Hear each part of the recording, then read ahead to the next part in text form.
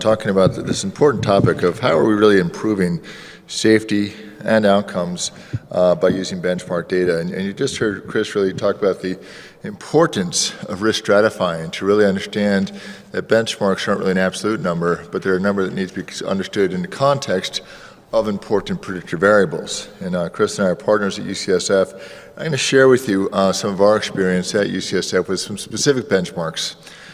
These are my disclosures, and I don't think any are relevant to this topic. So a benchmark is really a standardized point of reference, and put into a verb, benchmarking really refers to a continuous and systematic process of comparing current performance markers, so how are we doing now, against some predefined standard point of reference or some predefined benchmark in order to evaluate and importantly to improve performance. And fundamentally, this is a process of trying to improve quality of care, improve safety in complex organizations. This is where the lean processes from Toyota, the Six Sigma processes from Motorola, Six Sigma perhaps being more relevant here, to try and minimize variability, identify areas where there is variability and minimize variability for lean, minimizing waste.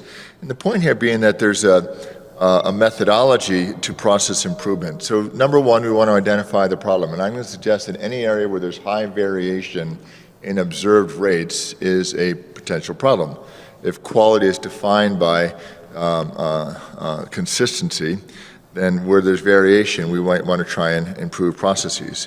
We want to measure the cause, analyze the root cause, and then have some intervention addressed to those root causes, and then subsequently implement the intervention. And the important part of this is to go on and remeasure. So again, in terms of defining the problem might be when our observed rates are something different than what we might expect. And that creates the need for benchmarking. And a lot of this work has been done through the Lancet Commission in general surgery, and looking at what is the evidence, what are some solutions for improving health, welfare, and economic development across surgical programs. And some of the metrics that they had suggested, some of the core indicators of quality include things like access to time to surgery, or how well do patients access surgery, do the patients have access to a surgical specialist, surgical volume, and protection against impoverishing costs or excessive cost out of pocket.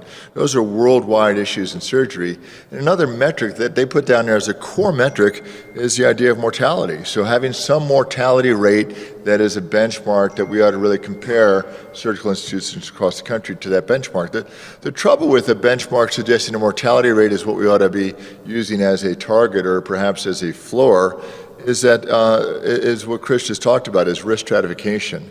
So going beyond just global benchmarking of mortality rates, but actually looking at trying to risk adjust these mortality rates. And that's really what introduces the idea of the NIST calculator, and Chris alluded to this as well. But to go into some more detail about this, many of you are familiar with the NIST programs. This is over 800 hospitals around the country now with over 3.5 million patients enrolled. And looking at some of the risk stratification for benchmarking, the calculator takes into account some demographic variables, so age, gender, BMI, some procedure-related variables, and this is where it gets quite interesting, is putting in CPT codes, and I think there's a disassociation between our CPT codes and actual surgical invasiveness. But having said that, put in CPT codes for different procedures and looking at some specific factors that might be risk factors for complications. So a Charlson comorbidity score, smoking, diabetes, other comorbidities. And with that, using a calculator, and I'm not going to do it as a live version, we can link it here, but it won't work. So I put up a couple of examples. If I put in a osteotomy in the spine, 3 columns, and put this in a patient who's under age 65, normal BMI, minimal comorbidities, we say, well, your chance of a serious complication here is somewhere around 8%, and chance of death is really quite low. Chance of a surgical site infection, 1.4%, for example. I don't have neural injury on here. But if I change those metrics to somebody who's an octogenarian, with non-independent diabetes, who's also a smoker, and put in a few other comorbidities, suddenly your chance of a serious complication for a 3-column osteotomy is almost 30%. Your chance of death is now more than 1%, and all of these complications go up quite significantly. So again, to establish a benchmark, we really need to risk stratify and to know what factors are associated with complications. So it brings up the question of what is an acceptable risk, or what benchmark should we use? And what we want to find out is what is the expected rate, so that comparing that ratio of our observed experience to what's expected, that gives us some meaningful metric of quality. And again, requires accurate information about risk stratification. And I'll get into that a little bit more in the UCSF case examples.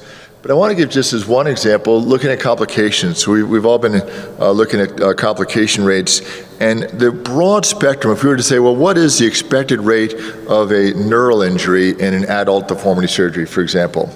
Well, we did some work with the SRS M&M committee, and that suggested that in terms of a neural injury, we'd expect between acute perioperative neural events and delayed neurologic events, maybe 1.5% of patients undergoing surgery for deformity out of 5,000 patients, 1.5 had a neural injury. So we'd say, well, golly, that's a pretty high standard, but I'm going to make that my target.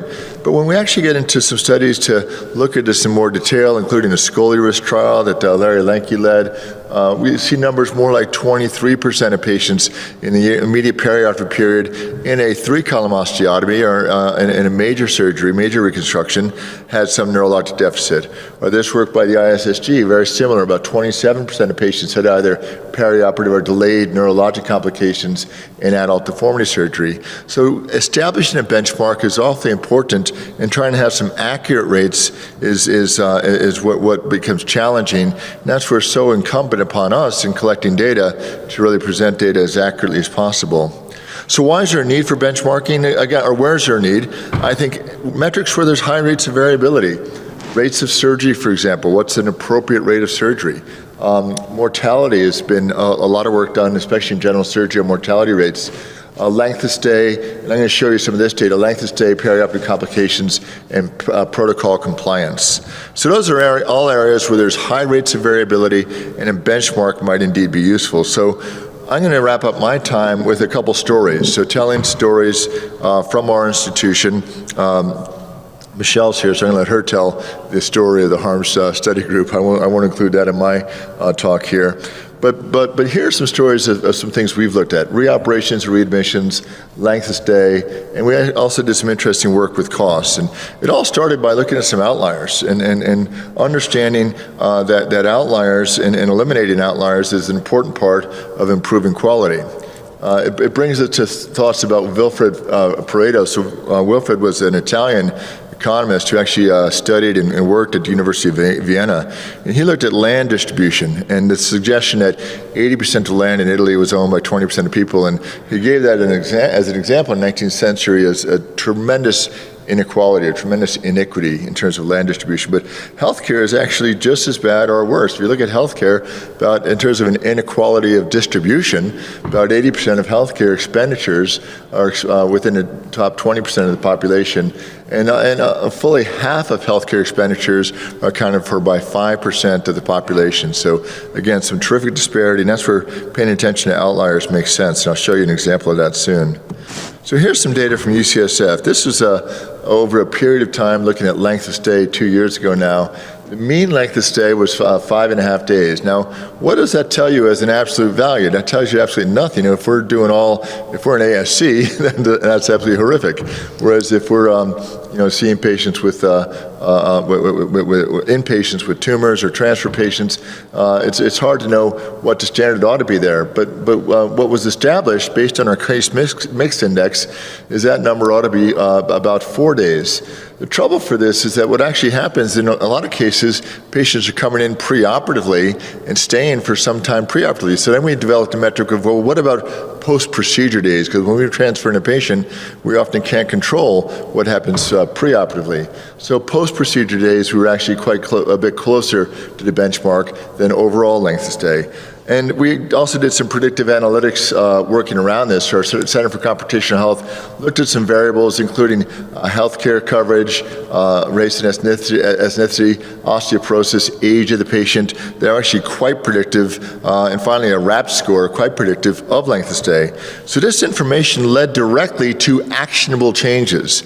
And what this information led to, the fact that our length of stay was higher than the CMI projected, led to us getting hospital funding for a nurse navigator, led to some preoperative optimization programs done through our preoperative clinic as well as our spine clinic, led to the utilization of RAP scores. This is a patient's ability to rehab after surgery, predicting that preoperatively. It led to having inpatient hospitalists involved in our patient care, and it led directly to support some ERAS protocols and administrators for ERAS protocols. So we were able to use that data, use that benchmark to try and improve our numbers, and we have. Here's another area that's interesting is order set compliance. So everybody's got some type of electronic medical record and you put in your order set. We found that about 79% of people, in 79% of cases, people were compliant with a perioperative or preoperative order set, which was actually pretty good.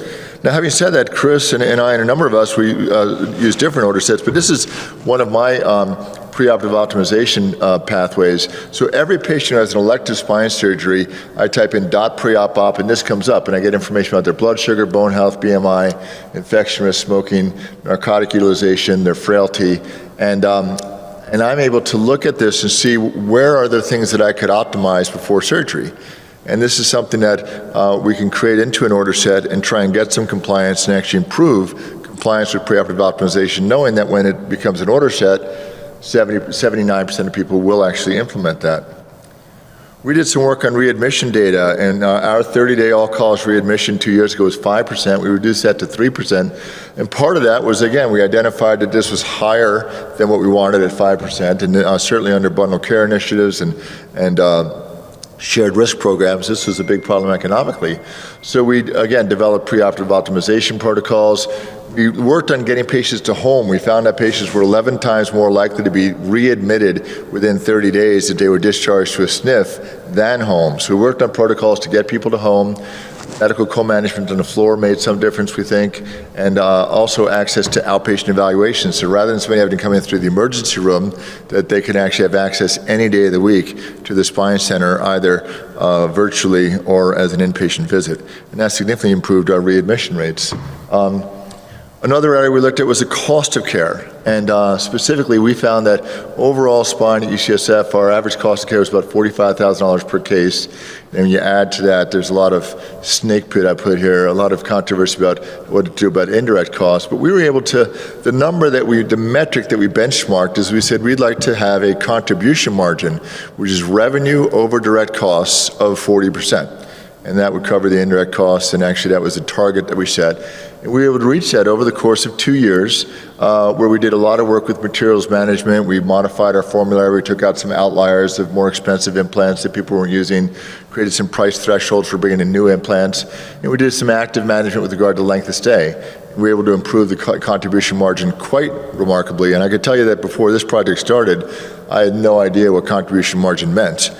Still know a little bit less than I should, but having said that, this is a major metric for a medical center. And again, in some of this work, we also looked at where are the real bundle breakers. So if we get a certain amount of money as a payment from CMS for a DRG code, well, we identified cases that were bundle breakers, and almost invariably these were patients who really weren't optimized before surgery. Now in a lot of these cases they weren't optimized because they were emergent cases, but in some of these cases they could have been optimized better. So to that end, I think understanding what our metrics are, either financial metrics or complication metrics, can be really valuable.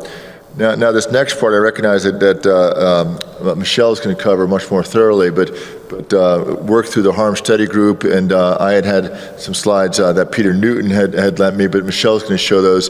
But some tremendous evidence suggests that in adolescent idiopathic scoliosis surgery, they can really reduce length of stay, reduce blood loss, reduce operative time, and Michelle's going to show you that data. So I'm going to wrap up by suggesting how can we use benchmarks to improve quality in our hospitals. Well, one is set meaningful goals and figure out what your goals are going to be it a financial goal, a complication rate, but set a goal. use data to identify opportunities. So I think there's always opportunities in areas where there's variability.